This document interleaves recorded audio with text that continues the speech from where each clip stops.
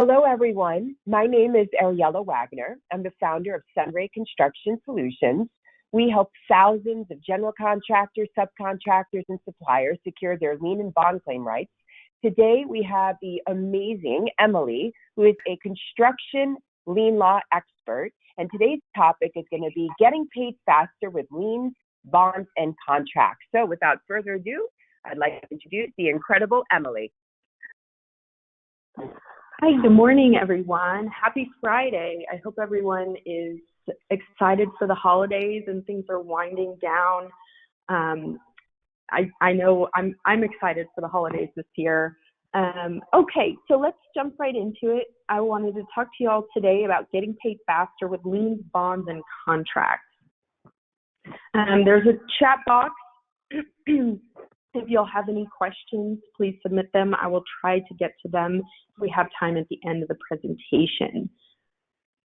So some of my prior webinars with SunRay have really focused on liens and protecting your rights, utilizing the lien process. Today, given that we're kind of talking more about contracts, liens, and bonds, I wanted to start with some key takeaways and kind of walking through the process and starting with where you can help yourself, especially our subcontractors, in ensuring that they can get paid efficiently, effectively, and as quickly as possible. And in order to do that, you're going to want to start at the time of the subcontract agreement. And so I'm going to talk about negotiating the subcontract agreement and kind of highlight three key aspects of your subcontract agreement that you're going to want to focus on at the outset before the project even gets underway. Then we'll follow up with protecting your rights by sending out your lien notice and your bond notice, and how doing so will help you get paid faster by involving entities like the owner and like a surety to help you get paid. Okay, so focusing first on the first step you can take, the negotiations of your subcontract, the pay if paid clause. If possible, anytime I review a subcontractor agreement, I always try to negotiate out any pay if paid clauses in your contract. So here I have up an example of one I just looked at the other day. So these sort of pay if paid clauses in your contract look very similar to this first bolded section. Payment to contractor by owner is a condition precedent to subcontractor's right to receive payment and contractor's obligation to make payments hereunder. Subcontractor acknowledges and agrees that it hereby assumes the risk of non-payment by owner to contractor. So these can create all sorts of problems and gives the contractor the right to say, well, sorry, I have not paid your invoices because the owner has not paid me yet for your work. And so by negotiating out these pay if paid clauses, it can greatly reduce the risk you have from an owner non-payment to the contractor, and eliminates the ability for the contractor to have such a defense to why payment hasn't been made on your invoices. Oftentimes contractors can draw a hard line and say we're not taking it out. If you can reach a middle ground and convert it to what we call a pay when paid clause, that can also be very beneficial. And in order to do that, I'm happy to assist, but you would remove all conditional language, right? So in the example on this slide, you have payment to contractor by owner as a condition precedent.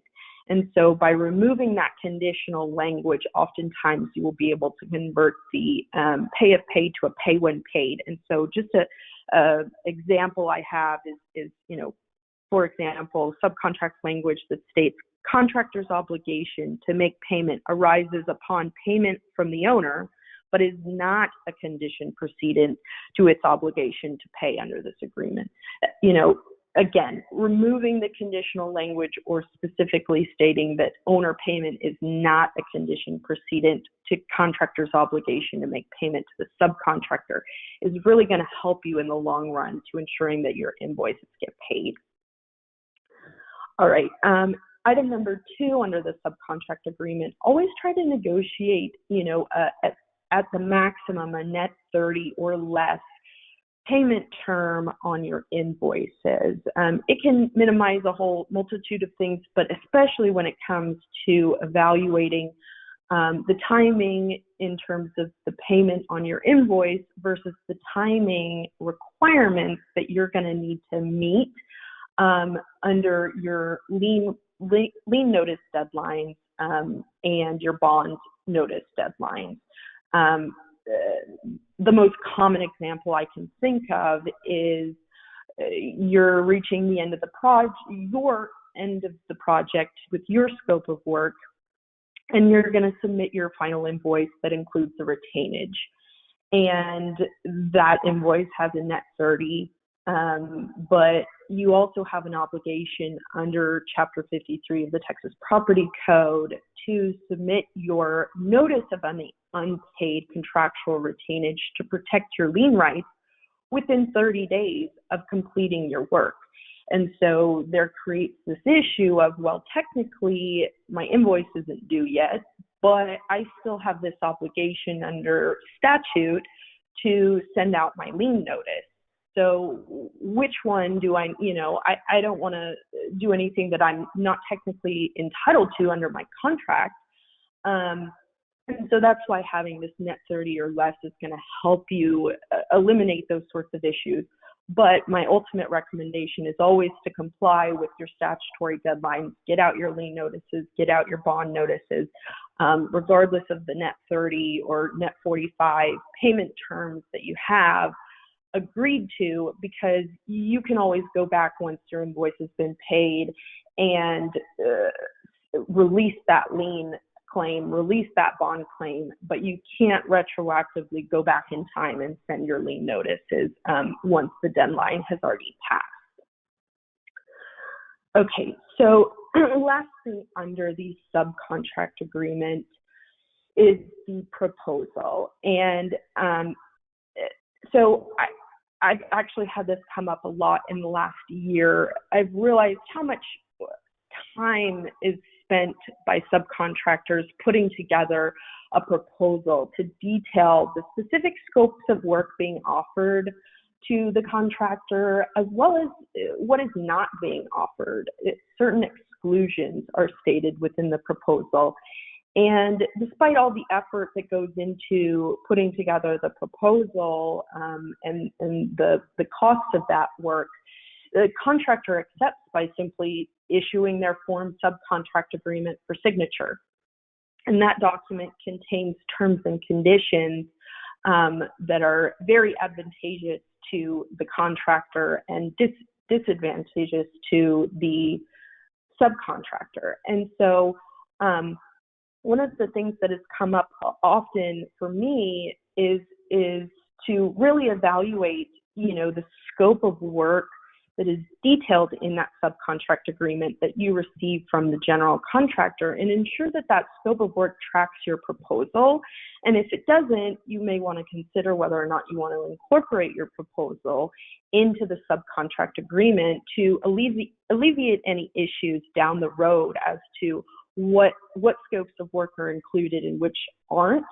And so what is base scope and what's going to be additional, which would in effect warrant the request for a change order. So I definitely make sure to utilize, incorporation of your proposal, or ensure that the subcontract agreement scope of work specifically tracks what you're offering. All right, so moving on to our lien notices and bond notices that can help us get paid. It's always important to start with thinking about, what type of project you're working on and whether or not that project is bonded or not bonded, to determine which avenue you need to take and the deadlines you need to meet. in order to protect your rights in getting paid. So we've got our commercial private projects. These can be bonded or unbonded. We've got our residential private projects, both of which are going to typically fall under our Chapter 53 of the Texas Property Code, which is going to be your lien rights. And then you've got your state and your federal public projects, which are going to be bonded, in which case you're going to want to send out your bond notice to the surety who issued the bond. Occasionally, as I mentioned, commercial private projects, occasionally they are bonded, in which case you're going to want to get a copy of that bond and submit your notice to the surety in accordance with the language of that particular bond. Okay, so the lien notice, focusing on our private side of things first. These are, involving your private construction project. And your lien notice needs to be sent to the general contractor and to the owner. If you find yourself as a vendor or someone further down the chain, second tier, third tier sub, I recommend sending this lien notice to everyone up the chain, because it doesn't hurt to sound the alarms, raise the red flags, get everyone involved up the chain to ensure that you get paid. And so alerting particularly the owner with this lien notice of the potential payment problem at hand can help you get paid. Because the owner has an interest in keeping its property free and clear of any liens. And additionally, the owner is required to hold funds from the general contractor to satisfy your claim.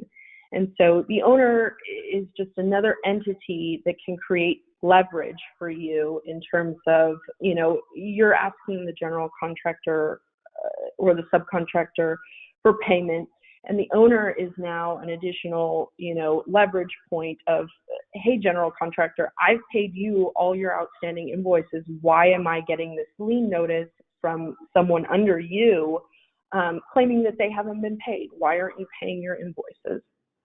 That can certainly help start the conversation and get your invoices paid. So here's a copy of the form lien notice that is in effect as to all projects that are initiated at January 1st, 2022 and thereafter. And I say initiated, meaning the original contract between the owner and the general contractor for this project was started or was entered into on or after January 1st of 2022. This is the form notice in effect.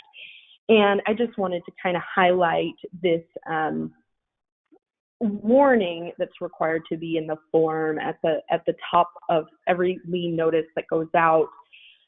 It specifically includes this bolded language: owner's property may be subject to a lien if sufficient funds are not withheld from future payments to the original contractor to cover this debt. So you are in effect notifying the owner that they need to withhold funds in order to satisfy your payment. And so either you're going to get this money that's being withheld by the owner, or the original contractor is going to pay you, and the owner will eventually release those funds to the general contractor. But it's a simple notice, and you're going to need to send out this notice by the 15th day of the third month after the labor or materials were provided that are outstanding and have not been paid. So looking at our handy chart here, you're looking at the 15th day of the third month. So if you performed work in April, May, and June of 2022, all of which remain outstanding, in order to protect your right to assert a lien for the April 2022 work, you're going to have needed to send your pre-lien notice no later than July 15th. And within that notice, you're going to want to state, hey, general contractor, hey, owner, I am outstanding for all April, May, and June invoices for work performed on your project. Okay, Switching over now to the bond notice, whether that's public, most often those being the public projects. These bond notices must be sent to the general contractor and to the surety who issued the bond. Same concept as the lien. Alerting the surety to a payment problem can help you get paid, because now there's another entity involved asking questions as to why your invoice is outstanding. The surety, will oftentimes, as soon as they receive your notice, they're going to do their own independent investigation into the payment problem and has an interest in ensuring that the contractor satisfies all of its debts to its subcontractors, because otherwise the surety is going to be on the hook for those amounts. Sending out your bond notice timely and asserting your bond claim is going to also protect you in the case of insolvency. At least you have a solvent surety entity in place in order to make sure that in case the contractor files for bankruptcy, you've got your claim against the surety.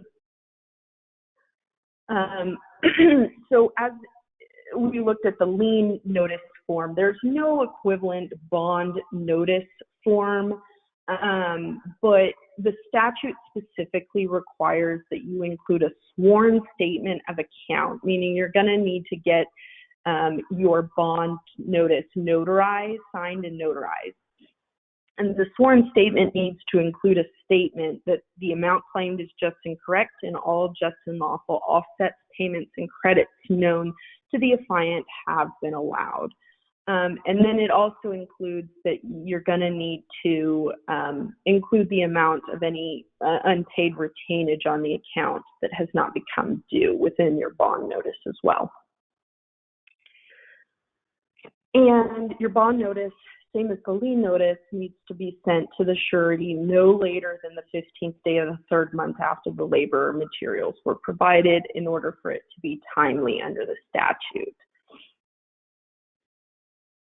All right, so in conclusion, I just wanted to go back over my key takeaways, starting with, your negotiation of the subcontract agreement. That's going to be the first time you have the ability to ensure that down the road payment problems do not become an issue, focusing on your paid clauses, your invoice timing, and your scope of work, incorporating your proposal. And then if payment problems do arise, always make sure you timely send your lien notices and your bond notices to involve other entities in order to help you get paid. That's all I have for y'all. Really fabulous, Emily. Thank you so much. And those two, the beginning of your, discussing the contracts, it's so imperative to listeners on this webinar to make sure their contracts are ironclad. A lot of people are afraid, Emily, of, attorney fees. I'm going to have this reviewed and it's going to cost me thousands and thousands of dollars. But that's really not the case. Emily and her incredible law firm, they have very reasonable fees for you to have your contracts reviewed, especially what's happening with this recession that's coming up. I'm not sure about your practice, Emily, but we've seen an uptick of 76% in liens. So a lot of people are having issues getting paid. So when it comes down to contract claims, they definitely want to have a bulletproof contract. Yes, I agree with that. And I've seen a similar uptick in my practice as well. And so it is always imperative that you start at the outset and not just, sign any form contract that's put in front of you and negotiate those terms to your benefit.